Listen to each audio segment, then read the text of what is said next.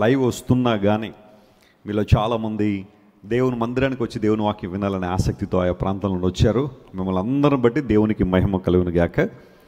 గతించిన 2 రోజులు మన ఆత్మీయ తండ్రి గారు చాలా అనేకమైన విషయాలు, తండ్రి గారి మాటలు వింటూ ఉంటే పరిశుద్ధాత్మ దేవుడు అనేక విషయాలు మనతో మాట్లాడుతున్నారు. దేవుని వాక్య జ్ఞానము మనం అనుభవించడానికి ప్రభువు సహాయం చేస్తున్నారు. ఆత్మీయ తండ్రి గారిని బట్టి దేవునికి మహిమ కలుగును గాక. మరి ఈరోజు కొన్ని విషయాలు మనం కూడా విందాం. మరలా రేపు ఎల్లుండి గురువారం రాత్రి వరకు మీటింగ్స్ జరుగుతాయి.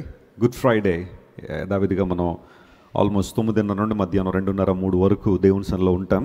ఆ క్షణంతో ఈ meditations on the cross and crucifixion of Jesus and resurrection of Jesus మీద ధ్యానాలు ముగించబడతాయి. గ్రంథాలు తెరుద్దాం. దేవుని వాక్యాంశం నిమిత్తము యెషయా గ్రంథం 53వ అధ్యాయం. Let us read words 2. యెషయా గ్రంథం 53వ అధ్యాయము 2వ వచనాన్ని చదువుకుందాం. బైబిల్ను వారందరూ తెరిచి చూడాల్సింది మనం చేస్తున్నాను. లేత మొక్క వలెను, ఎండిన భూమిలో మొలిచిన మొక్క వలెను అతడు ఆయన ఎదుట పెరిగెను. అతనికి సురూపమైనను సొగసైనను లేదు. మనము అతనిని చూచి అపేక్షించునట్లుగా అతని యందు స్వరూపము లేదు. అందరూ ఈ మాట నాతో చెప్పండి. లేత మొక్క వలెను, ఎండిన భూమిలో మొలిచిన మొక్క వలెను అతడు పెరిగెను. యెషయా గ్రంథం 53వ అధ్యాయం యేసుక్రీస్తు ప్రభు యొక్క శిలువ మరణానికి, ఆయన సమాధి చేయబడే అంశానికి, ఆయన పునరుత్థానానికి ప్రవచనాలుగా నిలబడింది. యూదులు ప్రాముఖ్యంగా యెషయా గ్రంథం 53వ అధ్యాయాన్ని చాలా పవిత్రంగా భావిస్తారు. కొంతమంది ఇప్పటికీ యేసు ప్రభు దైవత్వాన్ని అంగీకరించిన వారు ఉన్నారు. యూదులైన వారందరూ క్రైస్తవులని చెప్పడానికి లేదు. Not all Jewish people are Christians. అందులో కొంతమంది మనకు వల్లనే బైబిల్లో యేసుక్రీస్తు ప్రభు జీవితాన్ని అర్థం చేసుకుని ప్రభువుని అంగీకరించిన కొంతమంది ఉన్నారు. వారిని జూయిష్ క్రిస్టియన్స్ అంటారు, జూయిష్ క్రిస్టియన్స్. అయితే కొంతమంది ఆర్థోడాక్స్ కాంటెంపరీ జూయిష్ పీపుల్ ఉంటారు. వాళ్ళు యేసు ప్రభువుని విశ్వసించలేరు. యేసు ప్రభు ఈ లోకాన్ని దిగి వచ్చారు, మెస్సీగా వచ్చారంటే వారు విశ్వసించక ఇంకా వస్తాడని ఎదురు చూస్తున్నారు కొంతమంది. వారు మొదట్లో ఏమనేవారంటే ఈ యెషయా గ్రంథం 53వ అధ్యాయం మెస్సియా గురించే అని ఒప్పుకున్నారు. కానీ రాను రాను దీనిలో రాయబడిన ప్రతి మాట ఒక్కటి కూడా విడిచిపెట్టబడకుండా యేసు ప్రభులో నెరవేరడం చూసి కొంతమంది వారి మాట మార్చేశారు. ఇది మెస్సీ గురించి కాదు, ఇశ్రాయేలు జనాంగం గురించి రాయబడింది అని చెప్పి the whole nation of Israel will go through suffering and hardship, దాని గురించి ఇక్కడ ప్రవక్త రాశాడు కానీ మెస్సీ గురించి కాదని కొంతమంది మాట మార్చేశారు. అయితే దేవుని బిడ్డలైన మనం ఆత్మ సహాయంతో దేవుని వాక్యం చదివినప్పుడు, పరిశుద్ధాత్మ సహాయంతో దేవుని మాటలు చదువుతున్నప్పుడు ఈ 53వ అధ్యాయంలో 12 వచనాలు, ప్రతి వచనంలో కూడా మనకు యేసయ్య కనబడతారు. We can see Jesus in every words in the chapter. మేము ప్రకటిస్తున్న సమాచారాన్ని ఎవరు నమ్మారు? ఆ మాటతో ప్రారంభించబడిన ఈ అధ్యాయం యేసుక్రీస్తు ప్రభువు పొందిన శ్రమలను, ఆయన పొందిన అవమానాన్ని, ఆయన ఎందుకు ఆ పనులు చేయాల్సి వచ్చిందో, ఎందుకు ఆయన శ్రమపడాల్సి వచ్చిందో చాలా స్పష్టంగా ప్రవక్త ప్రవచించాడు. యేసుక్రీస్తు ప్రభు జీవితంలో ఉన్న ప్రాముఖ్యమైన అంశం ఏంటంటే అనేక ప్రవచనాలు ఆయనలో స్పష్టంగా నెరవేర్చబడ్డాయి. And then one of the prophecies that were fulfil in the life of Jesus can be found in the chapter. ఈ ఎంటైర్ చాప్టర్ అంతా కూడా యేసు ప్రభు యొక్క శ్రమను గురించి, ఆయన మన కొరకు తీసుకున్న స్థానం, ఆయన పడిన బాధ, నిందలు, అవమానాలు, ఇవన్నీ కూడా దానిలో రాయబడ్డాయి. నేను అవన్నీ చెప్పడానికి రాత్రి సమయం లేదు, కానీ చదువుకున్న వాక్య భాగంలో కొన్ని ఇన్సైట్స్ మీకు ఇస్తాను. లేత మొక్క వలె ఎండిన భూమిలో అతడు పెరిగెను. What does it mean? దాని అర్థం ఏంటి? లేత మొక్క, ఇంగ్లీష్లో టెండర్ ప్లాంట్ అనే మాట. ఒక మహావృక్షం ఎండిన భూమిలో పెరిగిందంటే ఆశ్చర్యపడాల్సిన అవసరం లేదు. ఎందుకంటే చెట్టు చాలా పెద్దది, చాలా కాలం నుండి ఉంది, పురాతన కాలం నుండి ఉంది. కాబట్టి ఆ మహావృక్షానికి కొన్నిసార్లు నీళ్లు అందకపోయినా, ఒకవేళ కండిషన్స్ ఫేవరబుల్గా లేకపోయినా సర్వైవ్ అవ్వడానికి ఛాన్స్ ఉంది. But the Bible says this is a tender plant. It was growing in unfavourable conditions, difficult situations. ఎండిన భూమి అనేది, డ్రై గ్రౌండ్ లేదా డ్రై ల్యాండ్ అనేది పరిస్థితులు అనుకూలించలేదు అనే అంశం ఇచ్చే మాట అది. ఎండిపోయిన భూమి. కొన్నిసార్లు ఎవరినైనా అడగండి ఎలా ఉందండి పరిస్థితి అంటే, బాగాలేదని, కొంచెం ఎండిపోయిన పరిస్థితులు అండి అంటారు కదా. ఎండిపోవుట అంటే అర్థం ఏంటంటే డిఫికల్ట్గా ఉంది, సిచ్యువేషన్ బాగాలేదు, ఫేవరబుల్గా లేదు, కండిషన్స్ అన్నీ కూడా నేను ఎక్స్పెక్ట్ చేసినట్టుగా లేవు. ఎండిన భూమి. లేత మొక్క ఎండిన భూమిలో పెరిగిందట. ఆ మాటను ఈరోజు మనం కొంచెం ధ్యానం చేద్దాం. ఈ లేత మొక్క ఎవరో కాదు, మన ప్రభువుని యేసుక్రీస్తు వారే. హల్లెలూయా. క్రిస్టియన్ థియాలజీలో టైపాలజీ అనే ఒక శాస్త్రం ఉంటుంది. టైపాలజీ అంటే అర్థం ఏంటంటే సాదృశ్యము. పాత నిబంధనలో అనేక విషయాలు యేసుక్రీస్తు ప్రభువుని పోల్చే సంగతులు లేదా సాదృశ్యంగా కనబడతాయి. కొన్ని ఉదాహరణలు మీకు ఇస్తాను. మెల్కీసెదెకు గురించి మీరు ఎప్పుడైనా వింటుంటే, ఆయన షాలేము రాజు అని, దేవునికి యాజకుడని ఒక మాట జెనసిస్ చాప్టర్ 14లో మనం చూస్తాం. అబ్రహాము యుద్ధం చేసి తిరిగి వస్తున్నప్పుడు మెల్కీసెదెకు గారు కలుసుకున్నారు. ఆ మెల్కీసెదెకు అబ్రహామును ఆశీర్వదించాడు. ఇది విషయాన్ని పౌలు మహాశయుడు హెబ్రీలకు రాస్తూ, ఈ మెల్కీసెదెకు మన ప్రభు అని యేసుక్రీస్తు వారికి సాదృశ్యంగా ఉన్నాడు అనే మాట వాడాడు. అంటే మెల్కీసెదెకే యేసు ప్రభు నేను అంటల్లా, కానీ he was a type of Jesus. యేసుక్రీస్తు ప్రభుని ప్రతిబింబించాడు. యుద్ధంలో అలసిపోయి వచ్చిన అబ్రహామును ప్రోత్సాహపరిచాడు, స్ఫూర్తిని నింపాడు. ఒకవేళ నేను యుద్ధం బాగా చేశాను, నేను అనే అహంభావం అబ్రహాంలో వస్తుందేమో. It's not you Abraham, it is the lord who helped you. ఇది నీ శక్తి వలన, నీ ప్రభావం వలన, నీ గొప్పతనం వలన జరిగింది కాదు, దేవుడు నీకు సహాయం చేశాడు. Praise the lord. సో అలాంటి ఆధ్యాత్మిక క్రమములో అబ్రహాము నడవడానికి మెల్కీసెదెకు ఉపయోగపడ్డాడు. So Melchizedek was a type of Jesus. ఆ తర్వాత మీరు బైబిల్ గ్రంథాన్ని జాగ్రత్తగా చదువుతుంటే, ఎక్సోడస్ చాప్టర్ 12లో we see Passover lamb. పస్కా గొర్రెపిల్ల మనకు కనబడుతుంది. ఆ గొర్రెపిల్ల నిర్దోషమైందై ఉండాలి. 4 రోజులు దాన్ని పరీక్షించాలి.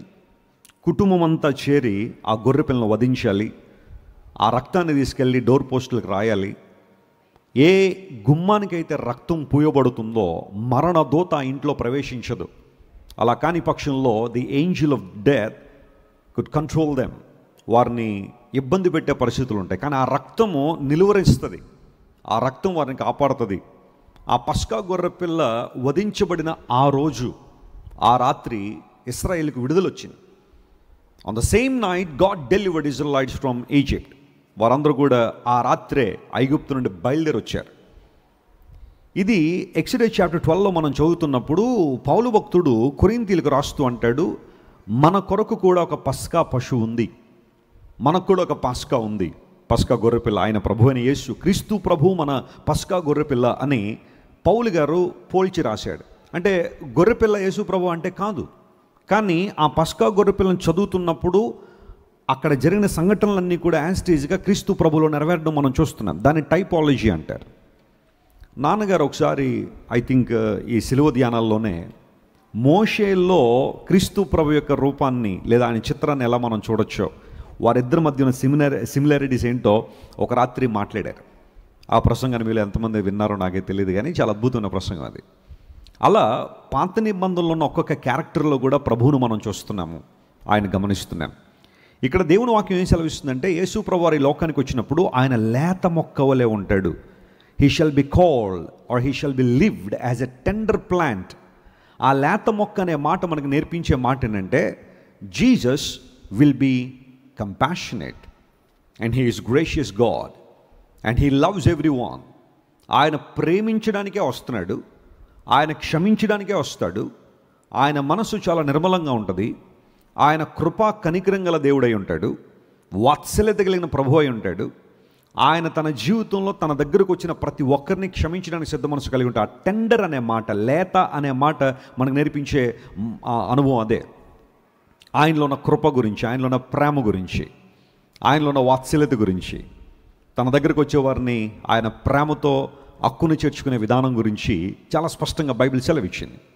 So when you understand the life of Jesus, 33 సంవత్సరాల యేసుక్రీస్తు ప్రభు జీవితాన్ని కనుక మనం జాగ్రత్తగా పరిశీలన చేస్తే ఆయన ఎవరిని ద్వేషించినట్టుగా మనం చూడం. కొన్ని సందర్భాల్లో దేవుడు ఇన్ వెరీ ఫ్యూ ఒకేజన్స్, చాలా తక్కువ సందర్భాల్లోనే ఆయన కోపాన్ని ప్రదర్శించడం మనం చూస్తాం. కొన్ని సందర్భాల్లో మాత్రమే. ఆ దేవాలయాన్ని క్లీన్ చేసేటప్పుడు, ఆ టెంపుల్ని ఆయన శుద్ధీకరించే సమయంలో ఆయన కొరడా తీసుకున్నట్టు ఒక సందర్భాన్ని చూస్తాం. ఒకసారి హేరోదు గురించి మాట్లాడుతూ ఆ నక్కతో ఎలాగో చెప్పండి అని ప్రభువు చెప్పాడు. ఆ ఒక సందర్భాలు ఇలాంటివి మనం మినహాయిస్తే ప్రభు ఎవరిని ద్వేషించినట్టుగా కానీ, లేకపోతే ఎవరి మీద యుద్ధాన్ని ప్రకటించినట్టుగా కానీ, ఎవరినైనా హతమార్చినట్టుగా కానీ ఇలాంటి సంఘటనలు మనం చూడం. యేసుక్రీస్తు ప్రభు ప్రేమరాజ్యాన్ని స్థాపించడానికి వచ్చారు. పిలాతు అడిగాడు, వాట్ ఈస్ యువర్ కింగ్డమ్, నీ రాజ్యం ఏంటి అని. యేసు ప్రభు చెప్పారు, నా రాజ్యము ఈ లోక సంబంధమైంది కాదు. ఒకవేళ అలా అయ్యుంటే నా సేవకులు నా నిమిత్తం పోరాడేసేవారే, ఇంతవరకు రానిచ్చేవారు కాదు పరిస్థితి. కానీ నా రాజ్యం ఈ లోక సంబంధమైంది కాదు. I have come down from heaven to establish the Kingdom of love and forgiveness, క్షమాపణ, ప్రేమ అనే రాజ్యాన్ని స్థాపించడానికి వచ్చినని యేసు ప్రభు చాలా సందర్భాల్లో చెప్పారు. ఇస్కరియోతు యూదా యేసు ప్రభుని అమ్మివేయడానికి ఉన్న ఒక కారణంలో కూడా యేసుక్రీస్తు ప్రభు ఒక పొలిటికల్ కింగ్డమ్ని స్థాపిస్తాడని యూదా ఎక్స్పెక్ట్ చేశాడు. But contrary to his expectation things done. అతని యొక్క ఉద్దేశానికి వ్యతిరేకంగా, అతని ఎక్స్పెక్టేషన్ వ్యతిరేకంగా కొన్ని పనులు జరిగాయి. అందును బట్టి యేసు ప్రభు వారిని అప్పగించేయడానికి ఒక కారణాల్లో నేను అనుకున్నట్టుగా ఈయన పొలిటికల్ కింగ్డమ్ని స్థాపించే పరిస్థితి అయితే లేదు. అదే కనుక జరుగుంటే ఆయన రాజు అయితే నేను ఆయన దగ్గర ఒక ఫైనాన్స్ మినిస్టర్నో లేకపోతే కొంచెం ఇంకా బ్రతిమాలేసి ఒక మంత్రి స్థానాన్ని తీసేసుకుంటే I want to rule all the world అని అనుకుని ఉండొచ్చు యూదా. కానీ యేసు ప్రభు చాలా క్లియర్గా చెప్పేశారు, నా రాజ్యం ఈ లోక సంబంధమైనది కాదని ప్రభు చెప్పడం ద్వారా యేసుక్రీస్తు ప్రభు వారు యూదా ఎక్స్పెక్టేషన్ను అక్కడ నెరవేర్చబడలేదు. కాబట్టి యేసు ప్రభు నమ్మేశాడు, ఇంకా అక్కర్లేదు, ఈయన ఉద్దేశాలు వేరు, నా ఉద్దేశాలు వేరని. ఆయన లేత మొక్క వలె లోకంలో ఉంటాడంటే అర్థం ఏంటంటే ఆయన కృపాసత్య సంపూర్ణుడిగా, వాత్సల్య సంపూర్ణుడిగా, ప్రేమపూర్ణుడిగా ఆయన ఉంటాడు. ఇదే విషయాన్ని పౌలు భక్తుడు కూడా తన పత్రికలో ఉదహరిస్తూ, మనమింకనూ పాపులమై ఉండగానే, మనమింకనూ శత్రువులమై ఉండగానే, మనమింకనూ బలహీనులమై ఉండగానే క్రీస్తు యుక్త కాలమున మన కొరకు ఏమేడైనా చనిపోయాడు. జీసస్ డైడ్ ఫర్ us, మన కొరకు చనిపోయాడు. ఎప్పుడు అంటే ఏ కండిషన్లో మనం ఉన్నప్పుడు. ఒక నీతిమంతుడి కోసం ఎవరైనా చనిపోవడం తెగిస్తారేమో. ఒక మంచోడంటే పోన్లేండి అతని కోసం ఏదైనా త్యాగం చేయొచ్చు అనడానికి ఎవరైనా ముందుకు రాగలుగుతారు. కానీ ఒక అనీతిమంతుని కోసం, ఒక పాపి కోసం, చెడిపోయిన ఒక వ్యక్తి కోసం ఎవరైనా ముందుకు వస్తారా? కానీ దేవుడు వచ్చాడు.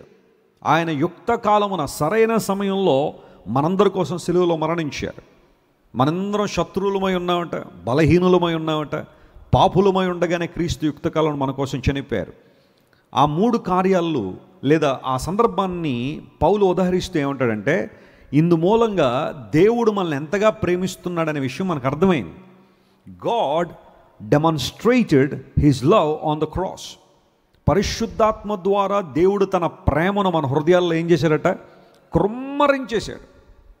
ఆ ప్రేమకు రుజువు ఏంటి అని అడిగితే యేసుక్రీస్తు ప్రభు శిలువ మరణమే.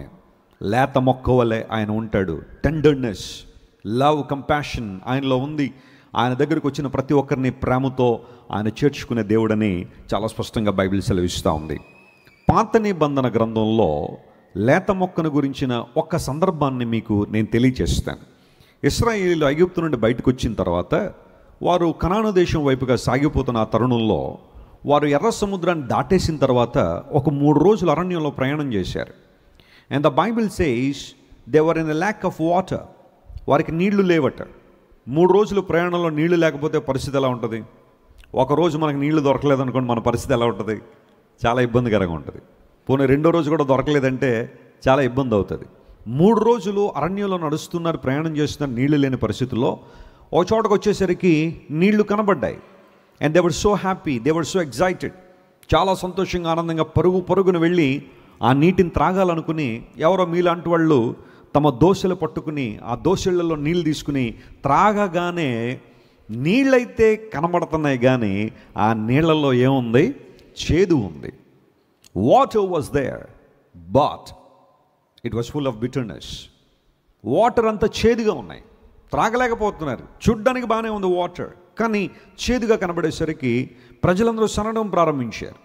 ఆ సందర్భంలో మోషే దేవుని వైపు చూశాడు, ప్రభువా నీళ్లు లేవు, ప్రజలు చనిపోయే పరిస్థితి, ఉన్న నీళ్ళేమో చేదుగా ఉన్నాయి, ఏం చేయమంటావంటే దేవుడు అన్నాడు, మోషే ప్రజలందరూ సమస్యను చూచి భయపడ్డారు, సమస్యను చూసి సణిగారు, సమస్యను చూచి బాధపడ్డారు, కానీ నీలో ఒక మంచి లక్షణం నాకు బాగా ఇష్టం, నువ్వు నన్ను చూస్తావు, నా సామర్థ్యాన్ని చూస్తున్నావు, నా ఉన్నత్యాన్ని చూసావు, కాబట్టి నీకు ఒక సింపుల్ రెమెడీ ఇస్తాను, ఒక రెమెడీ నీకు చెప్తాను. ఇదేంటో తెలుసా? Look there is a tender plant in front of you. నీ ముందు ఒక లేత మొక్క ఒకటి ఉంది, ఒక చెట్టు ఒకటి ఉంది, దాన్ని నరికి లేదా దాని కొమ్మను నరికి ఆ నీటిలో వేసాయి. ఆ నీటిలో వేయగానే ఒక అద్భుతం జరుగుద్దని ప్రభు చెప్పగానే మోషే ఆ కొమ్మను నరికి ఎక్కడేశాడు? నీటిలో వేశాడు. అండ్ ద ఇన్క్రెడిబుల్ బ్లెస్సింగ్ ఏంటంటే, ఒక ఆశీర్వాదం ఏంటి అంటే, ఎప్పుడైతే ఆ కొమ్మ నీటిలో పడిందో ఆ నీటిలో ఉన్న చేదునంతా అది ఏం చేసింది? తీసేసుకుంది. ఆ చేదునంతా అది తీసుకుని ఆ నీటిని మధురంగా మార్చినప్పుడు అక్కడున్న వాళ్ళందరూ కూడా చాలా ఆనందించారు, సంతోషించారు, దాహం తీరింది. వాస్తవానికి ఆ ఊట లేదా ఆ ప్రాంతానికి మారా అనే పేరు పెట్టారు. మారా అనే మాటకు చేదు అని అర్థం. అక్కడి నుంచే మారా అనే మాటలోంచి మిరియాం అనే మాట కానివ్వండి, మరి అనే మాట కానీ ఇవన్నీ దానిలోంచి వచ్చాయి. చేదు అనే ఆ అంశం ఎప్పుడైతే లేత మొక్క పడిందో చెప్పండి, అక్కడ దేవుడు వారి జీవితంలో ఏం చేశాడు? అద్భుతం చేశాడు, ఆశ్చర్యకరం దేవుడు జరిగించాడు. ఈ సంఘటనలన్నీ కూడా నిర్గమకాండంలో మనం చూస్తూ ఉన్నప్పుడు పరిశుద్ధాత్మ దేవుడు మనకు నేర్పించే పాఠం ఏంటంటే, చాలాసార్లు మన జీవితంలో కూడా బిటర్నెస్ అనేది ఉంటుంది, చేదు అనేది మన జీవితంలో ఉండొచ్చు. మన తలంపులు కొన్నిసార్లు చేదైపోవచ్చు, మన మాటలు చేదైపోవచ్చు, మన ఉద్దేశాలు చేదైపోవచ్చు. ఎవరో మన జీవితాల్లో చేసిన గాయాలు మనల్ని బిటర్నెస్లోకి నడిపించేయచ్చు. జీవితం మీద ఒక యావగింపు, అసహ్యం, నేను ఎందుకు బ్రతకాలి, ఎవరి కోసం బ్రతకాలి, నాకు జీవించడానికి ఒక అవకాశం కూడా కనబడటం లేదు. Because my whole life has been filled with bitterness. నా జీవితం అంతా కూడా చేదైపోయింది, ఇక నాకు నిరీక్షణ లేదు, నన్ను నడిపించేవారు లేరు, నన్ను బలపరిచేవారు లేరు, నాకు మరలా నూతన జీవితాన్ని ఇచ్చేవారు లేరని చాలాసార్లు మనలో ఉన్న బిటర్నెస్ని అలాగే ఉంచేసుకుని పైకి కనబడడానికి బాగానే ఉంటాం, నవ్వుతున్నట్టే కనబడతాం, అందరిలో కలివిడిగా ఉన్నట్టే కనబడతాం, కానీ హృదయంలో మాత్రం ఆ బిటర్నెస్ అలాగే ఉంటుంది. ఎవరో ఒకరి మీద ఒక చేదు, అన్ఫర్గివ్నెస్, లేకపోతే ఒక రిటాలియేషన్, ప్రతీకారం తీర్చుకోవాలి, పలానా వారు నాకు కీడు చేశారు, నాకు నష్టం చేశారు, నా జీవితం అంతా కూడా వారికి కీడు చేయడానికి నేను ఉండాలా, వారికి ఏదో విధంగా వారు చేసిన దానికి ప్రతిఫలం అనుభవించడం నా కళ్ళారా చూడాలి అన్న బిటర్నెస్ మనలో ఉంచేసుకుని ప్రభువులో ఆనందించలేకపోతున్నాం, ప్రభువులో సంతోషించలేకపోతున్నాం, ప్రభువులో మనం ఉన్నతమైన ఆధ్యాత్మిక అనుభవాల్లో ఎదగలేకపోతున్నాం. అయితే బైబిల్ సెలవిస్తూ ఉంది, దానికి ఒకటి రెమెడీ. నువ్వు అక్కడ పరిగెత్తి ఇక్కడ పరిగెత్తి ఆ పుస్తకాలు చదివి ఈ పుస్తకాలు చదివి వాళ్ళ దగ్గరికి వీళ్ళ దగ్గరికి వాళ్ళ కాళ్ళు పట్టుకుని వీళ్ళ కాళ్ళు పట్టుకుని నువ్వు ఆ బిటర్నెస్ని జయించలేవు. కానీ బైబిల్ సెలవిస్తున్న మాట ఏంటి అంటే, క్రీస్తు ప్రభుని హృదయంలోకి ఆహ్వానించగలిగితే, ఏ లేత మొక్క అయితే ఈ లోకానికి నిన్ను నన్ను రక్షించడానికి వచ్చారో, కృపాసత్య సంపూర్ణుడిగా ఈ లోకంలో జన్మించారో, ప్రేమామయుడిగా ప్రభు కనబడ్డారో, ఆ లేత మొక్కను మన హృదయాల్లో చేర్చుకోవాలి. హల్లెలూయా. ఎప్పుడైతే క్రీస్తు ప్రభుని హృదయంలో చేర్చుకుంటావో ఆ బిటర్నెస్ నుండి ప్రభు నిన్ను ఏం చేస్తాడు? మారుస్తారు. మారా అనే అనుభవంలోంచి దేవుడు మనందరినీ మధురము అనే అనుభవంలో నడిపిస్తారు. హల్లెలూయా. ఎంతమంది మీలో సాక్ష్యం చెప్పగలరు? అవునయ్యా, ఒకప్పుడు నా జీవితం చేదుగానే ఉంది, కానీ యేసు ప్రభువును అంగీకరించిన తర్వాత, ఆయన దగ్గరికి వచ్చిన తర్వాత ప్రభు నన్ను మధురంగా మార్చాడు.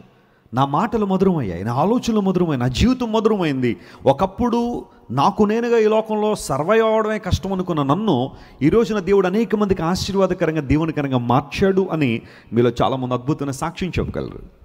మన ఆత్మీయ తండ్రి గారి గురించి మీలో చాలామందికి తెలుసు. ప్రకాశం బ్యారేజ్ నుండి దూకి చనిపోవాలని అక్కడ ఒక సూసైడ్ స్పాట్ ఉంటుంది ప్రకాశం బ్యారేజ్ దగ్గర.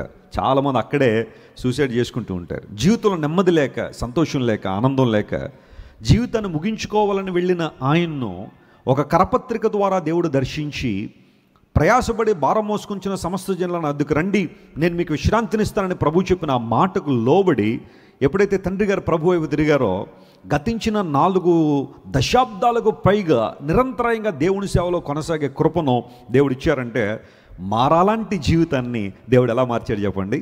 మధురంగా మార్చాడు. ఈ లేత మొక్క మన హృదయాల్లో చేర్చుకోగలిగితే, if you can understand the value of tenderness of God, దేవుని యొక్క ప్రేమను, ఆయన ఔన్నత్యాన్ని, నీ పట్ల దేవునికి ఉన్న కన్సర్న్, ఆయన నీ పట్ల కలిగి ఉన్న కేర్ను అర్థం చేసుకోగలిగితే, నీ పాపాలు క్షమించడానికి యేసు ప్రభు శిలువలో మరణించాడనే విషయాన్ని నువ్వు గుర్తించగలిగితే చాలు. ఆ లేత మొక్కని హృదయం చేర్చుకుంటే నీలో ఉన్న చేదంతా తీసేసి నీ జీవితాన్ని ఆయన ఎలా మార్చగలడు? మధురంగా మార్చగలడు. This tender plant can change our attitude. This tender plant can change our hearts and our lifestyle, our behaviour.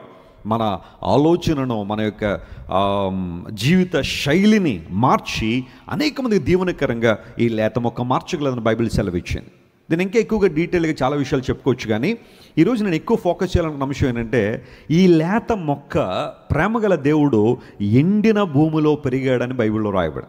ఎండిన భూమి అంటే ఆల్రెడీ చెప్పాను, డ్రై గ్రౌండ్ అంటే ఇన్ఫేవరబుల్ కండిషన్స్, అనుకున్నట్టు జరగని ఆ పరిస్థితులు.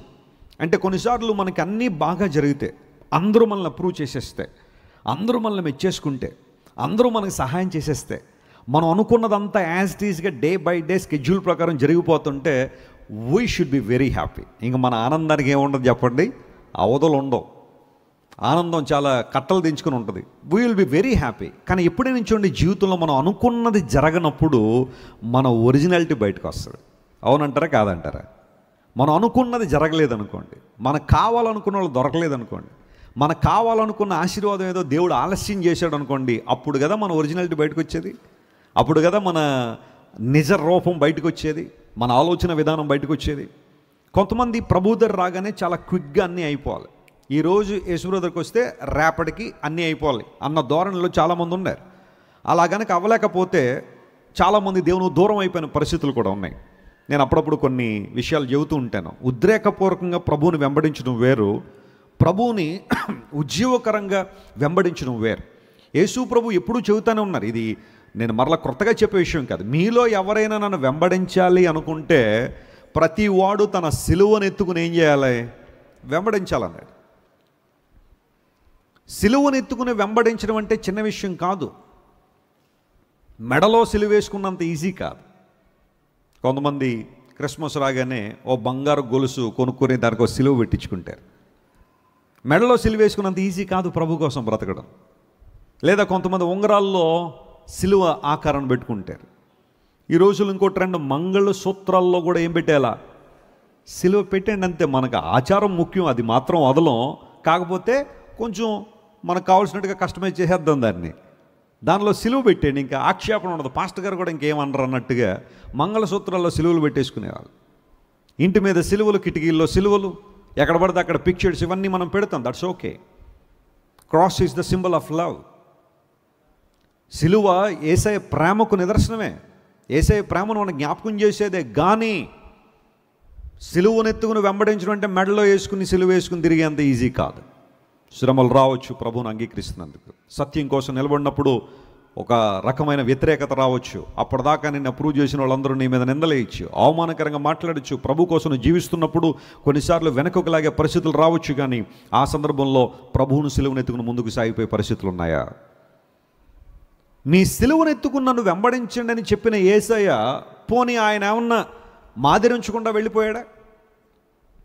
మనకు శ్రమను నేర్పించిన దేవుడు, లేదా శ్రమల్లో మీరు స్థిరంగా ఉండడని బోధించిన దేవుడు, ఏదైనా ప్రతికూలతలు వచ్చినప్పుడు మీరు అధైర్యపడొద్దు.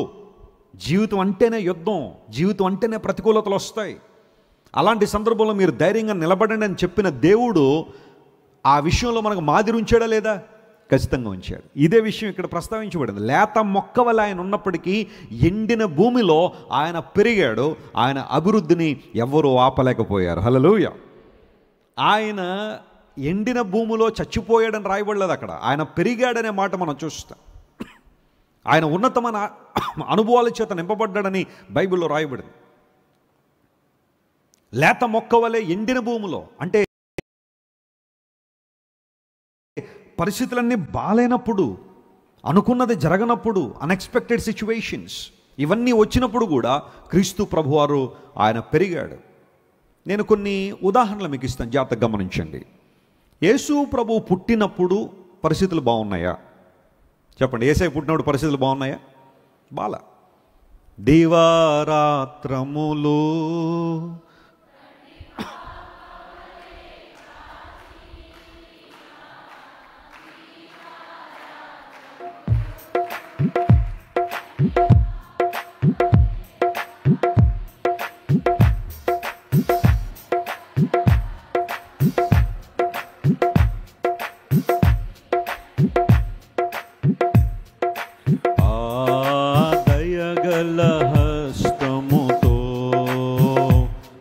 బ్రోచినడు. యేసు ప్రభు పుట్టినప్పుడు పరిస్థితులు బాగున్నాయా? చెప్పండి గట్టిగా. బాగున్నాయా? పోనీ ఆయన ఎక్కడైనా చాలా ఉన్నతమైన స్థలంలో ఆయన ఎక్కడైనా పుట్టాడు? ఆయన పుట్టింది ఎక్కడ? ఒక సత్రంలో పుట్టాడు ఆయన. యేసు ప్రభు పుట్టినప్పుడు పరిస్థితులు అంతా ఏం బాలా. ఎండిన భూమిలో అంటే ఆయన పుట్టినప్పటి నుంచి ప్రతిఘటన ఎదుర్కొన్నాడు. ఆయన పుట్టినప్పటి నుంచి ప్రతికూలతలోనే ఉన్నాడు. ఆయన ఒక సత్రంలో స్థలం లేకపోతే పశువుల తొట్టెలో, పశువుల పాకలో యేసు ప్రభు జన్మించారు. లోకంలో ఎవరైనా సరే, ఎంత కట్టిక భేదవారైనా పేదవారైనా తమ బిడ్డలు ఒక ఉన్నతమైన స్థలంలో పుట్టాలని ఆశపడతారు. ఒక కంఫర్టబుల్ ప్లేస్లో పుట్టాలని ఆశిస్తారేమో. సర్వలోక చక్రవర్తి అనే దేవుడి లోకానికి వస్తే ఆయన మొట్టమొదటిగా పరుండిన స్థలం ఒక పశువుల తొట్టె, గరుకైన ప్రాంతం, ఎండిన భూమి. అక్కడే స్టార్ట్ అయిపోయింది ప్రతికూలత, అక్కడే స్టార్ట్ అయింది.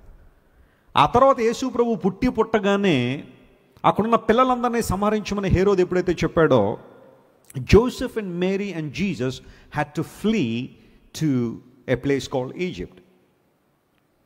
నేను ఈజిప్ట్లో యేసు ప్రభు వారు కొంతకాలం ఉన్న ఆ ప్రాంతానికి వెళ్ళాను. వాస్తవానికి మరియా, యోసేపు, యేసు ప్రభు వారు 2 సంవత్సరాలు ఈజిప్ట్లో ఉన్నారు. ఆ ప్రాంతంలో యేసు ప్రభు వారు 2 సంవత్సరాలు ఉంచబడిన ఆ ప్రాంతాలు కొన్ని ఉన్నాయి. ఒక ప్లేసే కాదు, కొన్ని సర్టన్ ప్లేసెస్ వాళ్ళు మూవ్ అవుతున్నారు. ఓ ప్రాంతానికి మేము వెళ్ళాం. వెళ్ళిన తర్వాత ఆ ప్రాంతాన్ని చూస్తున్నప్పుడు కళ్ళం నీళ్ళు వచ్చాయి. ఎందుకోసం అంటే ఆ ప్రాంతంలో యేసు ప్రభు ఆ సమయంలో అలా ఉండగలిగారు. చాలా చాలా, ఒక మాటలో చెప్పాలంటే ఎంతో డిస్కంఫర్ట్. ఆ చిన్న ప్రాయంలో యేసు ప్రభు పోరాటం. అక్కడి నుంచి మరలా హేరోదు చనిపోయాడని ఎప్పుడైతే వార్త తెలిసిందో మరలా బయలుదేరి నజరేతుకు ఐఎమ్ సారీ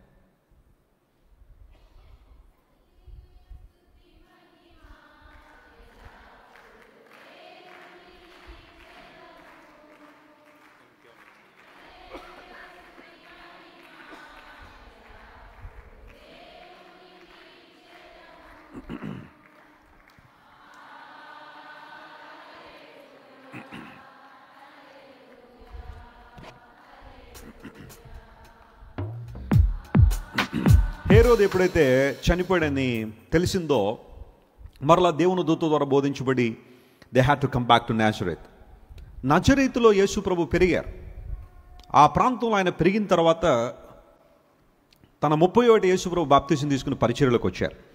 అక్కడి నుంచి ఇంకా అనేకమైన ప్రతిఘటనలు యేసు ప్రభు జీవితంలో మనం చూస్తున్నాం. ఆయా పరిస్థితులు ప్రభు జీవితంలో వచ్చాయి.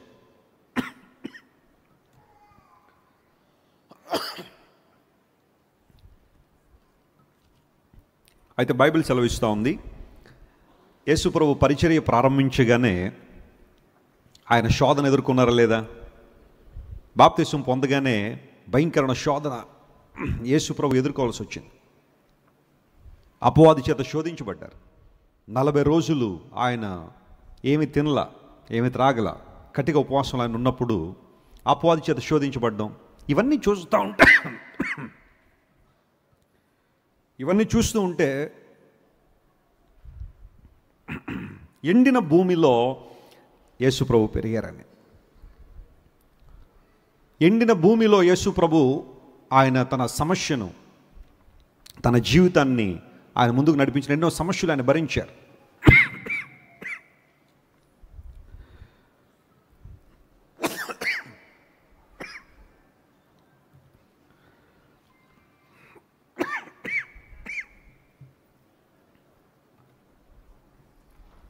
పర్వాలేదు.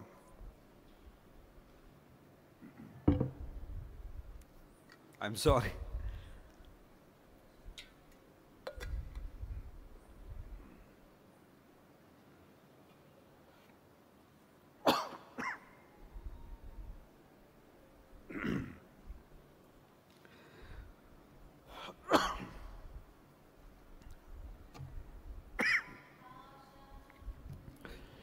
యేసు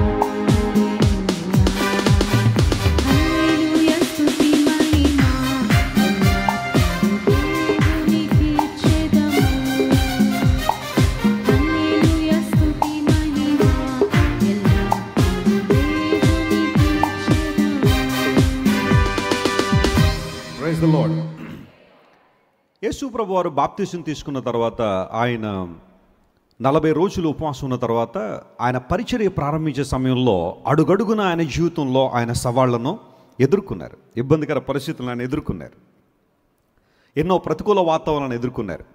అండ్ ఆయన ఎదుర్కొన్న ప్రతికూల వాతావరణాల్లో ఆయన అతి తీవ్రంగా బాధించింది ఏంటో తెలుసా? జాగ్రత్త వినండి. ఆయన అతి తీవ్రంగా బాధించింది ఏంటో తెలుసా? ఆయన కుటుంబ సభ్యులే యేసుప్రభుని ఏం చేయలేదు, అంగీకరించలేదని. యోహాను సువార్త 7వ దగ్గరికి రండి. John the Gospel chapter 7 and let us read verse 5. 5వ వచనం చదువుదాం ఒకసారి. అంటే ప్రతికూలతలు, ఎండిన భూమి అనేది యేసుక్రీస్తు ప్రభు జీవితాన్ని, ఆయన దర్శనాన్ని ఏమాత్రం వెనుకకు తీసుకురాలేదు. ఆ సందర్భాన్ని ఇక్కడ మనం చూస్తూ John the Gospel chapter 7 and verse 5. ఆయన సహోదరులైనను ఆయన యందు విశ్వాసం ఉంచలేదు. ఆయన యందు ఏముంచలేదట? విశ్వాసం ఉంచలేదు. ఏమంటే ఇది బాధ కాదా? ఖచ్చితంగా బాధాకరమైన విషయమే కదా. యేసుక్రీస్తు ప్రభు సొంత కుటుంబ సభ్యులే ఆయన్ను అంగీకరించలేదు, విశ్వాసం ఉంచలేదు. ఆ పై వచనాలు మనం చదువుతూ ఉంటే పర్ణశాలల పండుగ ఒకటి వచ్చింది. యేసుక్రీస్తు ప్రభు గలిలేలో తిరుగుతుంటే, గలిలే ప్రాంతంలో ఉంటే కుటుంబ సభ్యులందరూ ఏమొచ్చినారు తెలుసా? నువ్వు దేవుడు అయినప్పుడు, నువ్వు మెస్సీయ అయినప్పుడు ఎక్కడెక్కడ తిరగడం ఏంటి? యోదయ ప్రాంతానికి వెళ్ళొచ్చు కదా, నువ్వు అక్కడ ఉండొచ్చు కదా, అక్కడ నువ్వు కనుపరుచుకోవచ్చు కదా, నీ ఔన్నత్యాన్ని, నీ గొప్పతనాన్ని యోదయలో చెప్పొచ్చు కదా, ఇక్కడ గలిలీలో తిరగడం ఏంటి, అక్కడికి వెళ్ళొచ్చు కదా అని చెప్పి యేసుక్రీస్తు ప్రభుని వాళ్ళందరూ హేళనగా లేదా ఒక సవాలుతో కూడినట్టుగా మాట్లాడినప్పటికీ భక్తుడైన యోహాను ఇక్కడ రాస్తూ అన్నాడు, ఆయన సహోదరులైన ఆయన ఏముంచలేదట? విశ్వాసం ఉంచలేదు.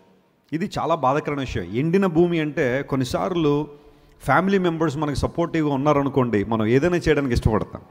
ఏదైనా చిన్న ప్రతిఘటన కుటుంబ సభ్యుల నుండి వచ్చిందనుకోండి, మనకున్న గమ్యం, దర్శనం, మనకున్న గురి, మనకున్న ఇవన్నీ కూడా జాగ్రత్తగా పక్కన పెట్టేసి, వెస్లీ గారు నేను దేవుని కోసం చాలా చేయాలనుకుంటున్నాను కానీ మా ఫ్యామిలీ మెంబర్స్ నాకేం చేయట్లేదు, సహకరించట్లే. మా డాడీ సహకరించరండి, మా మమ్మీ సహకరించదండి, మా సిబ్లింగ్స్ నాకు సహకరించరండి, నా భార్య సహకరించదండి, నా భర్త సహకరించడండి అని కుటుంబ సభ్యుల నుండి వచ్చే ప్రతిఘటన చాలా భయంకరంగా ఉంటుంది. యేసుక్రీస్తు ప్రభు ఆ ప్రతిఘటన ఎదుర్కొన్నారు, ఓన్ ఫ్యామిలీ మెంబర్స్. కానీ చిత్రం ఏంటంటే ఆ తర్వాత యేసు ప్రభు మరణించి, మరణాన్ని జయించి తిరిగి లేచిన తర్వాత ఆయన కుటుంబ సభ్యులు చాలామంది ప్రభువుని అంగీకరించి క్రీస్తు సాక్షులుగా జీవించారు. కానీ ఆయన శిలువ మరణానికి ముందు ఆయన కుటుంబ సభ్యులే ఆయన ఏం చేయలేదు, అంగీకరించలేదు. పోనీ ఆ తర్వాత మత్తయి సువార్త 13వ అధ్యాయం దగ్గరికి రండి. మాథ్యూ చాప్టర్ 13 మనం చదువుతున్నప్పుడు ఎండిన భూమి అంటే ఆ మాటను మనం ఎస్టాబ్లిష్ చేస్తున్నాము. Rejection from his own family, సొంత కుటుంబం నుంచి రిజెక్షన్ వచ్చింది. రెండవది 13వ అధ్యాయం దగ్గరికి వచ్చేసరికి ఆ మాటను పరిశీలించేద్దాం. చూడండి, మత్తయి సువార్త 13వ అధ్యాయము 55వ వచనాన్ని మనం చదువుతున్నాం. Matthew chapter 13 and verse 55. దానిలో రాయబడిన మాట ఇలా ఉంది, ఇతడు వడ్లవాని కుమారుడు కాడా? ఇతడు వడ్లవాని కుమారుడు కాదా? ఇతని తల్లి పేరు మరియ కాదా? ఇతని తల్లి పేరు మరియ కాదా? యాకోబు, యోసేపు, సీమోను, సీమోను, యూదా అనువారు ఇతని సోదరులు కారా? ఇతని సోదరీమణులందరూ మనతోనే ఉన్నవారు కాదా, ఇతనికి కార్యములన్నీ ఎక్కడి నుంచి వచ్చినని చెప్పుకొని ఆయన విషయమై వాళ్ళందరూ ఏం పొందారట? అభ్యంతరపడ్డారు. Listen to me carefully. మొట్టమొదటి ప్రతికూలత కుటుంబంలో ఉన్నాయి. ఆ తర్వాత ప్రతికూలత ఆ ప్రాంత ప్రజలందరూ కూడా. నజరేతులో యేసు ప్రభు పెరుగుతున్నప్పుడు వారి మధ్యలో దేవుడు ఎన్ని అద్భుతాలు చేస్తున్నా, ఎన్ని చక్కని మాటలు వారికి బోధిస్తున్నా, ఎన్ని ఆశ్చర్యకారాలు జరిగిస్తున్నా, వాటిని బట్టి దేవుణ్ణి అంగీకరించాల్సింది పోయి, ప్రభు దగ్గరికి రావాల్సింది పోయి, ఆయన ఆరాధించాల్సింది పోయి, వాళ్ళు అడుగుతున్న ప్రశ్నలు ఎలా ఉన్నాయి తెలుసా? ఇతడు వడ్లవాని కుమారుడు కాదా? They always want to focus on the past life of Jesus. అంటే యేసు ప్రభు బాప్తిజం పొంది పరిచర్య ప్రారంభించడానికి ముందు కొన్ని సందర్భాల్లో చరిత్ర చెబుతున్న మాట, ఎందుకంటే అంత డీటెయిల్డ్గా బైబిల్లో ఆయన గురించి అయితే లేదు. 12వ సంవత్సరంలో ఆయన దేవాలయంలో కనబడడం, ఆ తర్వాత 30 ఏట ఆయన పరిచర్యకు రావడం, బాప్తిస్మ కార్యక్రమాలు. ఈ మధ్యలో 18 సంవత్సరాల గురించి ఎక్కువగా డీటెయిల్స్ బైబిల్లో లేవు. అలా అని చెప్పి యేసు ప్రభు గురించి ఏ వివరం లేదని నేను అంటల్లా. దాన్ని మిస్సింగ్ ఇయర్స్ ఆఫ్ జీసస్ అని చెప్పి చాలామంది చాలా రకాలైన అజంప్షన్స్ అండ్ స్పెక్యులేషన్స్ డెవలప్ చేశారు. ఈ 18 సంవత్సరాల్లో యేసు ప్రభు ఇండియా వచ్చాడని, ఇక్కడ యోగా నేర్చుకున్నారని, నలందా యూనివర్సిటీలో చదువుకున్నారని, ఆ తర్వాత ఇంకా ఎవరితో వచ్చినట్టు వారు మాట్లాడుకుంటారు కదా, వాక్ స్వాతంత్రం ఉంది, ఫ్రీడమ్ ఆఫ్ రైట్ ఉందని చెప్పి, ఆ ఫ్రీడమ్ ఆఫ్ లేదంటే స్పీచ్ ఉందని చెప్పి చాలామంది ఇష్టానుసారంగా మాట్లాడిన వారు ఈ 18 సంవత్సరాల కాలంలో యేసుప్రభు ఇండియా వచ్చి ఇక్కడ సకల విద్యలు నేర్చుకుని, భారతదేశపు ఔన్నత్యాన్ని, ప్రాచీన సత్యాలను నేర్చుకుని, అప్పుడు ఆయన మరలా ఇజ్రాయెల్ దేశం వెళ్ళి శాంతి బోధలు చేసి ప్రజలందరూ ఆయన వైపు ఆకర్షించుకుని ఫైనల్గా ఆయన సెలవు మీదకి ఎక్కి అక్కడ యోగా చేశారట. ఆయన ఎక్కడ? యేసు ప్రభు వారికి యోగా చేయడానికి ఇంక ఏ గుహలో ఏ కొండలు ఏం దొరకలేదు. ఇంకా డైరెక్ట్ ఎక్కడెక్కేసాడట ఆయన? సిలువకి యోగా చేశారు. అది కూడా మన మహిమే అని కొంతమంది చెప్పుకోవడం మనం చూస్తున్నాం. మిస్సింగ్ ఇయర్స్ గురించి నేను ఎక్కువ డీటెయిల్డ్గా చెప్పాలన్న ఉద్దేశం కాదు, కానీ ఆయన తన తండ్రి అయిన యోసేపుకు సహకరించారు. Jesus worked as a carpenter at his father. వీళ్ళందరూ ప్రతిసారి యేసు ప్రభువుని చూసినప్పుడు ఆయన ప్రజెంట్లో అక్కడ చేస్తున్న అద్భుతాలను, ఆయన చేస్తున్న బోధలను, ఆయన చేస్తున్న గొప్ప విషయాలను గుర్తించక ప్రతిసారి ఈయన వడ్లవాని కొడుకు కాదా, వడ్లవాని కుమారుడు కాదా అని చెప్పి ఆయన పాస్ట్ లైఫ్, అంటే ఆయన పరిచర్యకు రాకముందు చేసిన పనులను ఎత్తి చూపించడం ప్రారంభించారు. కొన్నిసార్లు మనుషులు నేను హ్యూమిలియేట్ చేయాలనుకున్నప్పుడు, నేను అవమానించాలనుకున్నప్పుడు, listen to me, they always want to focus on your past life. ఎప్పుడు నీ గతాన్నే ఎత్తుతారు వాళ్ళు. నీ గత జీవితంలో ఏదైనా పొరపాటు జరిగితే దాన్ని ఎత్తి చూపిస్తారు. నీ గత జీవితంలో ఏదైనా చేయకూడని పని ఏదైనా జరిగి ఉంటే, ఒక అవమానం, ఒక పరిస్థితి గుండా నువ్వు వెళ్ళుంటే, అది అయిపోయి చాలా కాలం అయి ఉండొచ్చు. దాన్ని ప్రభువు మర్చిపోయాడు, నువ్వు మర్చిపోయావు, కానీ లోకం ఏం చేయదు, మర్చిపో. They always want to haunt you. ఆ విషయంతోనే నేను ఎప్పుడు కూడా వెంటాడి నేను ఇబ్బంది పెట్టాలని ప్రయత్నం చేస్తారు. సొంత ప్రజలు ఆయన అంగీకరించలేకపోయారు. ఇంకా శాస్త్రులు, పరిశీలు, సద్దూకయ్యులు అయితే ఇంకా వాళ్ళ గురించి మనం చెప్పాల్సిన అవసరం లేదు. అడుగడుగున యేసు ప్రభువుని ఇబ్బందులు పెట్టడం ప్రారంభించారు. మీరు గమనించండి, యేసు ప్రభు ఎక్కడైతే వెళ్ళి ఆయన అద్భుతాలు చేస్తున్నారో, లేదా తన సందేశాలను ఇస్తున్నారో, అనేకమంతా మాట్లాడుతున్నారో, అక్కడ జరిగిన విషయాలు ఏంటో తెలుసా? ఆయన వెంబడించేవారు కొన్ని రకాల ప్రజలు ఉండేవారు. నంబర్ 1, మొట్టమొదటిగా ఆయన మాటలు వినాలని వచ్చే కొంతమంది యేసు ప్రభు ఉన్నారు. మరికొంతమంది ఆయన చేస్తున్న అద్భుతాలు, ఆశ్చర్యకారాలు అనుభవించాలని మంది యేసు ప్రభు ఉన్నారు. మరికొంతమంది ఆయన చేస్తున్న అద్భుతాలు, ఆశ్చర్యకారాలు అనుభవించాలని, వాటిని ఎక్స్పీరియన్స్ చేయాలని విశ్వాసంతో వచ్చిన వాళ్ళు కొంతమంది ఉన్నారు. అయితే ఈ 2 గుంపుల్ని ప్రక్కన పెడితే 3వ గుంపు ఏంటంటే, యేసు ప్రభుని అడుగడుగునా ఏం చేయాలా, విమర్శించాలని వచ్చినవాడు. అందును బట్టి మీరు ఏ పనైనా చూడండి, యేసు ప్రభు ఎవరినైనా స్వస్థపరిస్తే, అరే ఒకడు ఇంతకాలం బంధకాల్లో ఉన్నాడు, అస్వస్థతగా ఉన్నాడు, రోగిష్ట అయిపోయాడు, జీవితం అంతా నాశనం అయిపోయిన పరిస్థితుల్లో ఉండగా యేసుప్రభు వారు అతను లేవనెత్తారన్న ఆనందం లేదు వాళ్ళకి. యేసుప్రభు వారిని స్వస్థపరిచారన్న ఆనందం లేదు. దగ్గరికి వచ్చి, నువ్వు విశ్రాంతి దినాన ఇలాంటి పనులు చేయడం భావ్యమేనా, నువ్వు క్వశ్చన్ చేయడం భావ్యమేనా, ఆ రోజు నువ్వు చేయకూడదు కదా. మరి వీళ్ళు క్వశ్చన్ చేయించేట ప్రభువుని, కానీ ప్రభువు ఇతరులను ఏం చేయకూడదట, స్వస్థపరచకూడదు. అనేక సందర్భాల్లో యేసు ప్రభువును వారించారు, ఇబ్బంది పెట్టారు. స్వస్థపరచబడిన వారిని కూడా ఇబ్బంది పెట్టారు. నువ్వు నిజంగా చెప్పు ఆయన స్వస్థపరిచాడు, నిజంగా చెప్పు ఆయన నేను లేవనెత్తాడని వారిని కూడా ఇబ్బంది పెట్టారు. కారణం ఏంటంటే, ఆ కాలంలో ఎవరైనా యేసు ప్రభువుని వెంబడిస్తున్నారు ఆయన పట్ల భక్తిభావాన్ని కలిగి ఉన్నారు అంటే వెంటనే జరిగే పరిస్థితి ఏంటో తెలుసా? యూదుల నుండి వారిని బహిష్కరించేవారట, ఎక్స్కమ్యూనికేట్ చేసేవారు. ఎందుకంటే ఒక సామాన్యమైన వడ్లవాని కుమారుణ్ణి మీరు దేవుడు అంటున్నారు, మీరు మెస్సియా అంటున్నారు, క్రీస్తు అంటున్నారు. అందును బట్టి మీరు తప్పు చేస్తున్నారు కాబట్టి మీరు మాతో ఉండడానికి వీల్లేదని వాళ్ళని బహిష్కరణ చేసేవారు. కాబట్టి ఆ బహిష్కరణకు భయపడి చాలామంది యేసుప్రభు దగ్గరకు వచ్చేవారు కాదట. ఈ రోజుల్లో కూడా ఇలాంటి పరిస్థితులు లేవా? యేసుప్రభుని నమ్ముకున్నామంటే ఒకలాంటి చిన్న చూపు కొన్ని ప్రాంతాల్లో. ప్రభువుని అంగీకరించగానే ఇదేదో పరాయి మతం అని మాట్లాడేవాళ్ళు. ఎక్కడెక్కడి నుంచో మనం తెచ్చుకున్నాము ఈ మతాన్ని.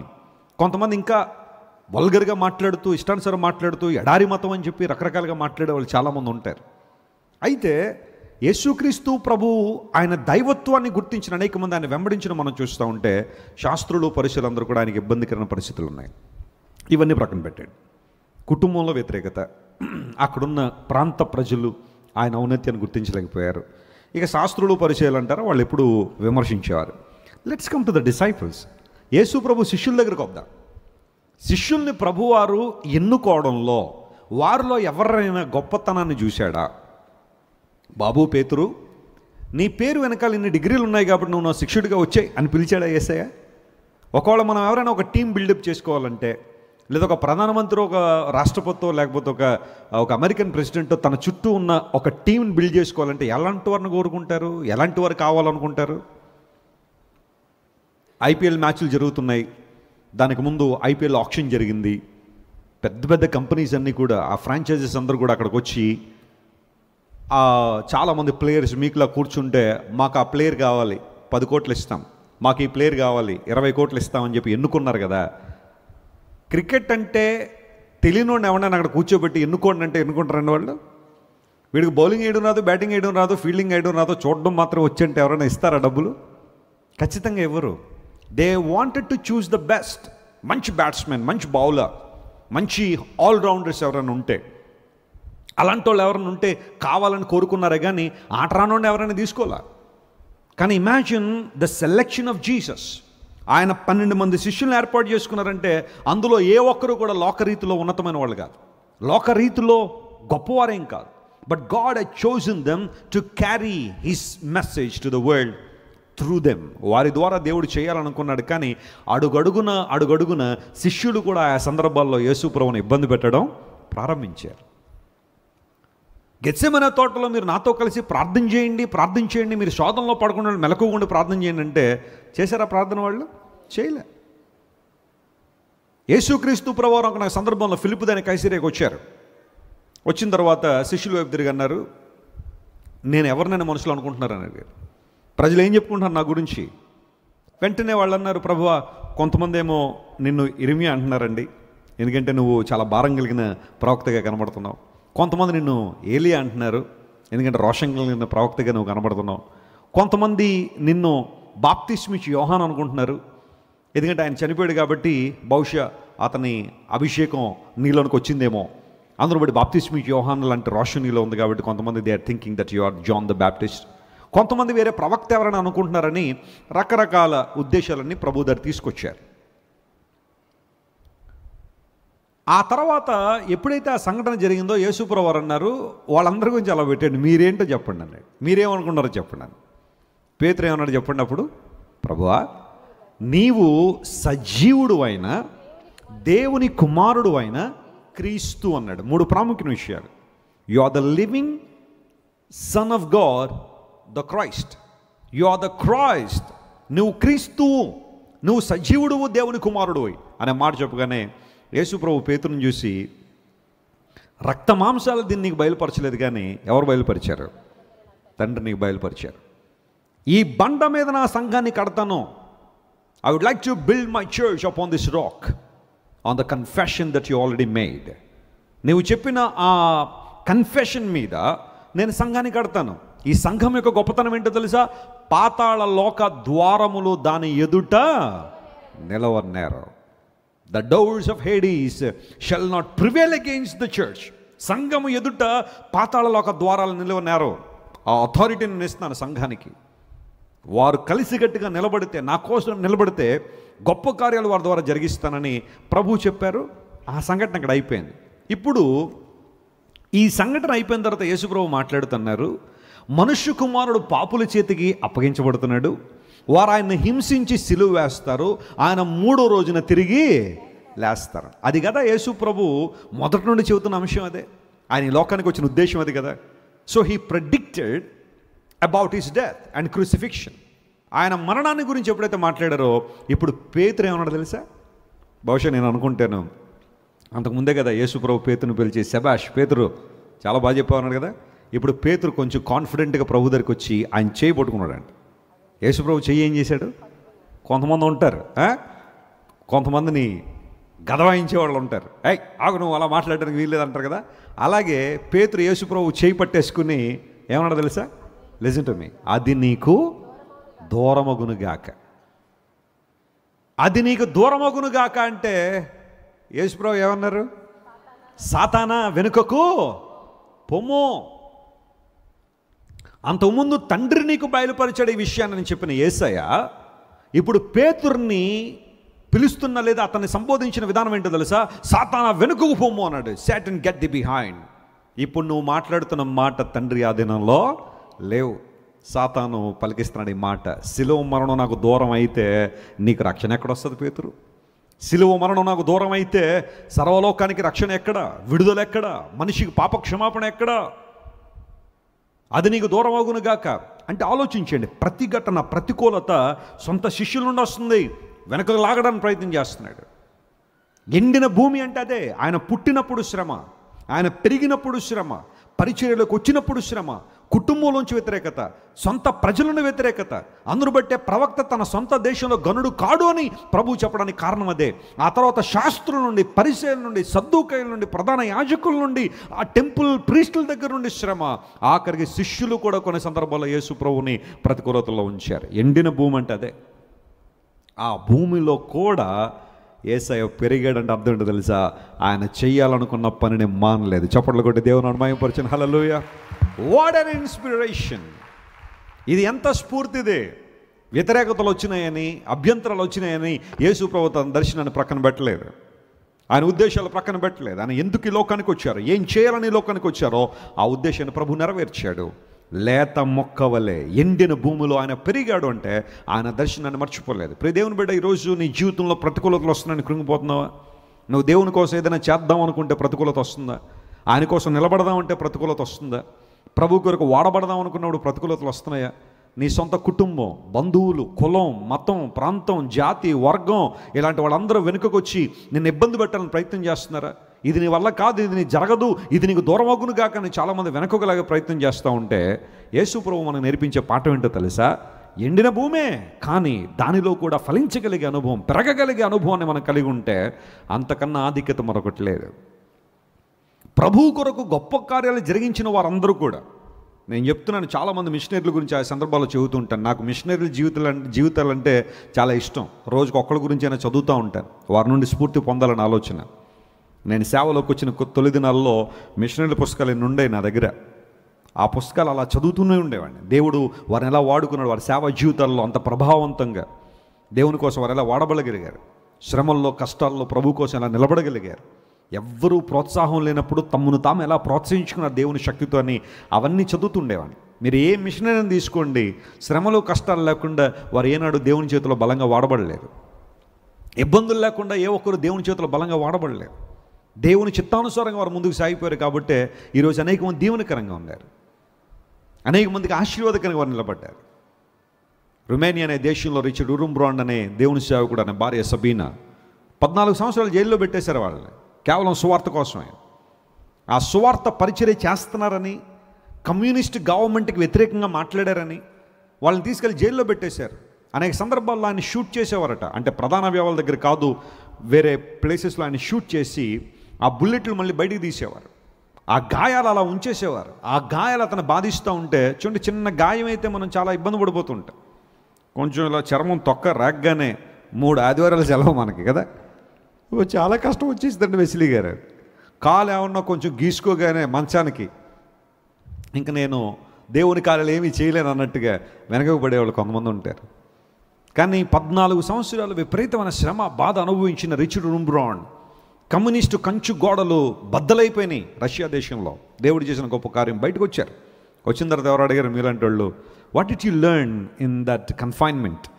ఆ చెరలో, ఆ చెరసాలలో మీరు ఏమి నేర్చుకున్నారంటే, రిచర్డ్ రుంబ్రాన్ చెప్పిన మాట ఏంటో తెలుసా?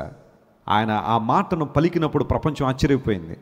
అంతకుముందు ప్రభువు నాకు తెలుసు, థియరిటికల్గా తెలుసు, సైద్ధాంతిక పరంగా నాకు తెలుసు, కానీ నా శ్రమల్లో క్రీస్తు ప్రభువు మరింత దగ్గరయ్యాను, ఆయన గురించిన మరిన్ని విషయాలు తెలుసుకోగలిగాను అని రిచర్డ్ రుంబ్రాన్ చక్కని సాక్ష్యం చెప్పాడు. స్తోత్రం చెప్పండి, హల్లెలూయా.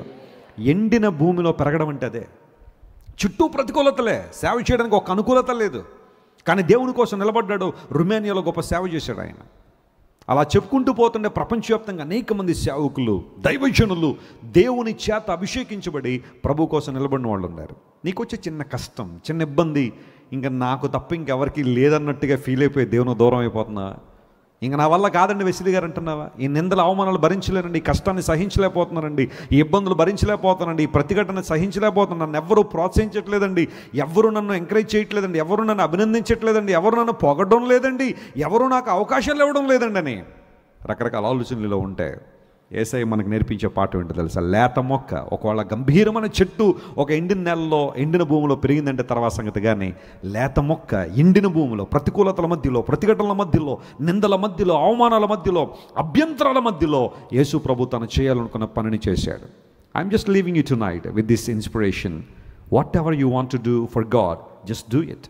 ముందుకు సాగిపో. అభ్యంతరాలు వస్తాయి, కానీ వాటిని అధిగమిస్తూ నువ్వు ముందుకు సాగిపోయినప్పుడు దేవుని కార్యాలు స్పష్టంగా చూస్తావు, ఆశ్చర్యకార్యాలు జరుగుతాయి. నేను సేవ పరిచర్య ప్రారంభించినప్పుడు నేను దేవుని వాక్యం చెబితే కొంతమంది నవ్వుకునేవారు. అంటే మొదట్లో చెప్తున్నా, ఆ తర్వాత కాదనుకోండి, మొదట్లో అంటే 19 years అప్పుడు నాకు 19 సంవత్సరాల వయసులో వాక్యం చెప్తే కొంతమంది రిసీవ్ చేసుకోలేకపోయేవారు. కొంతమంది ఈ యవనస్తుడు వాక్యం చెప్పడం ఏంటి అనుకున్నారు. 19 years టైంలో వాక్యం చెబుతుంటే చాలామంది తీసుకోవడానికి వారి హృదయాలు తెరవల. ఆ సందర్భంలో వారి వెక్కిరింతలు, వారి అపహాస్యాలు వినబడినప్పుడు కొన్నిసార్లు బాధ అనిపించింది. నేను చెప్తానే ఉన్నాను, అసలు రానంటే పిలిచేవారు నువ్వు దేవుని సేవకి, నేను మంచి ఏవియేషన్ ఇంజనీర్ అయిపోవాలని కలగన్నాను నేను. పోనీ అది కుదరపోతే కనీసం పైలట్ అన్న అయిపోవాలనే ఆశ ఉంది. రా సేవకన్నావు. ఇప్పుడు చూడు వాళ్ళు అలా మాట్లాడతారు, ఇలా మాట్లాడతాను కొన్నిసార్లు అనిపించేది. కానీ ఆ తర్వాత మరలా దేవుడు తన యొక్క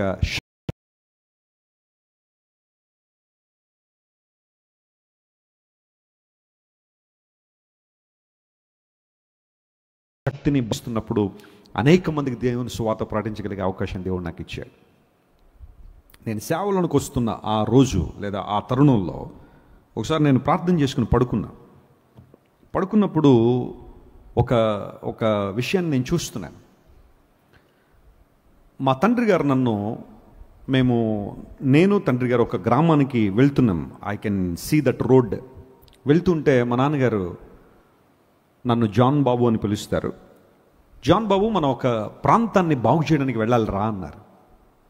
తప్పకుండా నాన్నగారు అని చెప్పి తండ్రి గారితో పాటు వెళ్తుంటే ఆయన నాకు ఒక స్టీల్ డంబెల్ ఒకటి ఇచ్చారు.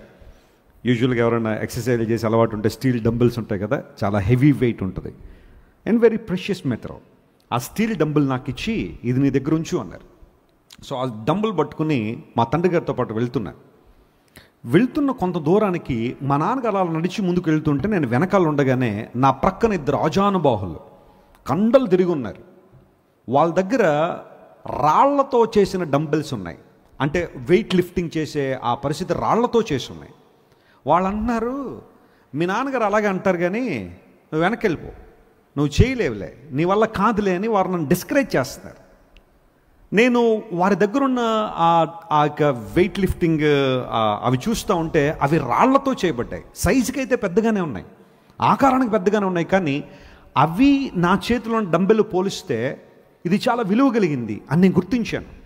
వాళ్ళు అన్నారు, ఆగిపో, నువ్వు వెళ్ళొద్దు, మీ నాన్నగారు వెళ్ళని పర్లేదు, నువ్వు వెళ్ళొద్దు అని చెబుతున్నప్పటికీ కూడా మా తండ్రి గారి వైపు చూడగానే యు కమ్ విత్ మీ అనగానే వాళ్ళని దాటి కొంచెం ముందుకు వెళ్ళిపోయాను. వెళ్ళిన తర్వాత ఆ గ్రామంలోకి వచ్చిన తర్వాత, ఆ పట్టణంలో లేదా ఆ మనుష్యులున్న ఆ ప్రాంతం దగ్గరికి వచ్చిన తర్వాత కాసేపటికి నేను ఒక్కడనే ఆ డంబుల్ పెట్టుకుని నడుచుకుంటూ వెళ్తుంటే ప్రియులారా, ఒక చోటకు వచ్చేసరికి ఒక ఆకారానికి చాలా పెద్ద సైజులో ఉన్న పంది చచ్చిపోయింది.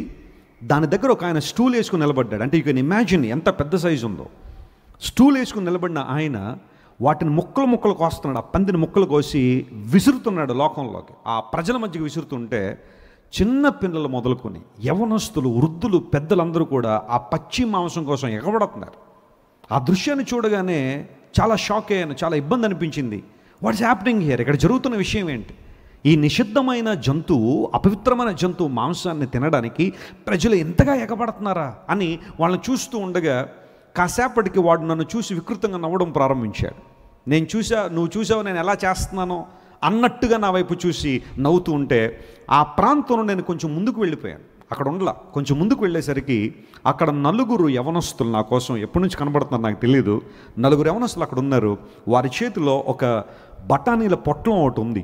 యూజువల్గా బఠానీలు వాడుతూ ఉంటాం కదా, డ్రై పీస్.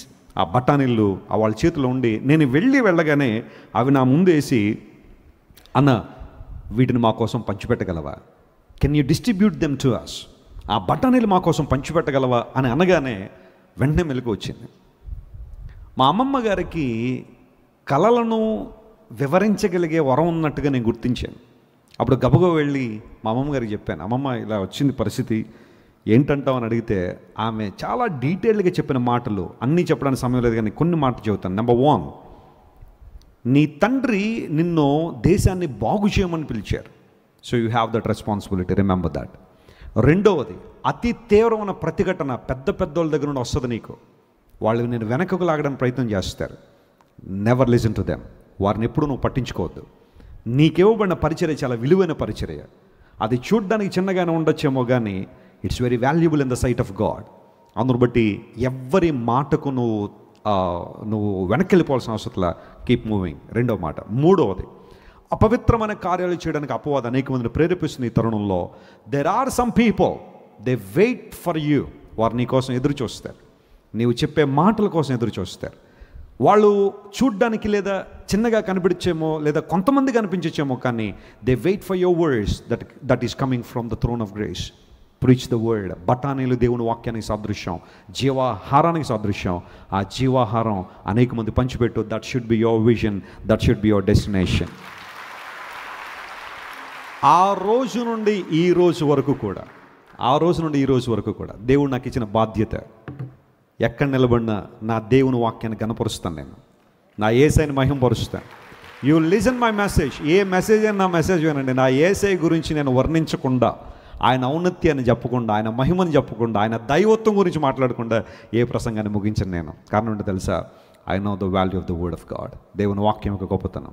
ఎండిన భూమిలో ఆయన పెరిగాడు. ప్రతికూలతలు వస్తాయి, ఇబ్బందులు వస్తాయి, రకరకాల సమస్యలు రావచ్చు, ఇబ్బందులు రావచ్చు. కానీ మన దర్శనం, మన పిలుపు, మన యొక్క ఔన్నత్యం, మన వెంబడించే మన నాయకుడు మనకు నేర్పించిన పాఠం ఏంటో తెలుసా? Keep moving. నువ్వు ముందుకే సాగిపో, దేవుని కొరకు బలంగా వాడబడు, ప్రభుని దీవించి ఆశీర్వదిస్తాడు. కళ్ళు మూసుకొని ప్రార్థన చేసుకుందాం. Everyone close your eyes. ఇంతవరకు ప్రభు మనతో మాట్లాడిన ప్రతి మాటను బట్టి మనం ప్రభువును స్తుతిద్దాం. అవును, లేత మొక్క వలె ఎండిన భూమిలో అతడు పెరిగాడని బైబిల్లో రాయబడింది. Jesus Christ was a tender plant. The tenderness is all about His grace, compassion, love. ఎండిన భూమి, dry ground, unfavourable conditions, difficult situations. ఆయన పుట్టినప్పటి నుంచి శ్రమలు, ఇబ్బందులు ఎదుర్కొంటూనే ఉన్నారు. ఆయన ఇబ్బందికర పరిస్థితుల్లోనే ప్రభు ఉన్నాడు. కానీ లేఖనం చాలా స్పష్టంగా తెలియచేస్తూ ఉంది, ఆయన ఎండిన భూమిలో కూడా చక్కగా పెరిగాడని బైబిల్లో రాయబడింది. ఈరోజు అంటే అనుభవంలో మనం ఎదుగుదామా? ఆయన కృపలో వరదలుదామా? ప్రతికూలతలు, ప్రతిఘటనలు వస్తున్నప్పుడు మన దర్శనం నుండి తొలగిపోకుండా, శ్రమలు, ఇబ్బందులు వచ్చినప్పుడు మన దర్శనం నుండి వెనక్కి వెళ్ళిపోకుండా ప్రభు కొరకు నిలబడ్డంలో, ఆయన కొరకు వాడబడ్డంలో ముందుకే సాగిపోవాలి. ఈ శిలువ ధ్యానాల్లో ప్రభు నేర్పించిన మరొక మాట, ఎండిన భూమిలో కూడా ఆయన పెరిగాడు. హల్లెలూయా. యేసయ్య నీకే మహిమ నాయన. అన్ని విషయాల్లో మాకు మాదిరి ఉంచిన యేసయ్య, నీ ప్రేమను బట్టి నీకు స్తోత్రాలు. లేత మొక్క వలె ఈ లోకానికి వచ్చావు ప్రభు, నీకు వందనాలు.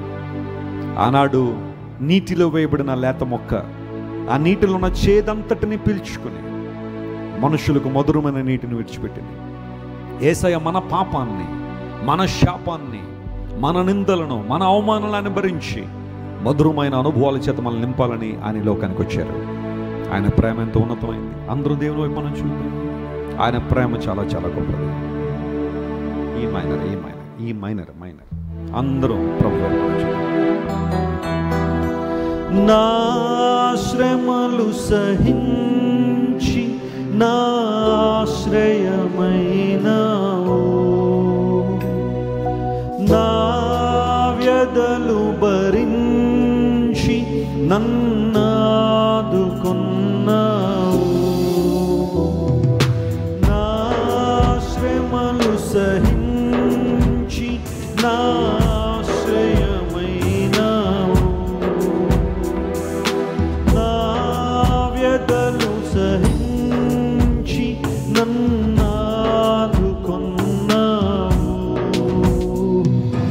నన్ను నీలో చూచుకున్నావు, నన్ను దాచియున్నావు, నన్ను నీలో చూచుకున్నావు, నన్ను దాచియున్నావు. హల్లెలూయా యేసయ్యా, హల్లెలూయా యేసయ్యా. ఎందుకో నన్నింతగా నీవు ప్రేమించితివో దేవా, అందుకో నా దీన స్తుతి పాత్ర. హల్లెలూయా యేసయ్యా, హల్లెలూయా యేసయ్యా, హల్లెలూయా యేసయ్యా. అందరూ లేచి నిలబడి మేము ప్రార్థన చేసుకుందాం. Shall we all stand together? ప్రేమ గల తండ్రి, ఈరోజు మరొకసారి మేమందరం నీ సన్నిధిలో చేరి నీ మాటలు వినే కృప మీరు మాకు ఇచ్చారు ప్రభు. మొదటి వర్తమానంలో సిలువ యందే మా అతిశయమని, మేము ఏ ఏ విషయాల్లో అతిశయపడాలో మీరు మాతో మాట్లాడారు. రెండవ సందేశంలో ప్రభు, నువ్వు లేత మొక్కవలే ప్రేమగల దేవునిగా, కృపగల దేవుడిగా, కరుణా వాత్సల్యం కలిగిన దేవునిగా ఈ లోకానికి వచ్చావు ప్రభు. నువ్వెవరిని ద్వేషించలేదే, నువ్వెవరిని ప్రభువా వెలివేయలేదు ప్రభువా, నువ్వెవరిని దూరం పెట్టలేదు నాయన.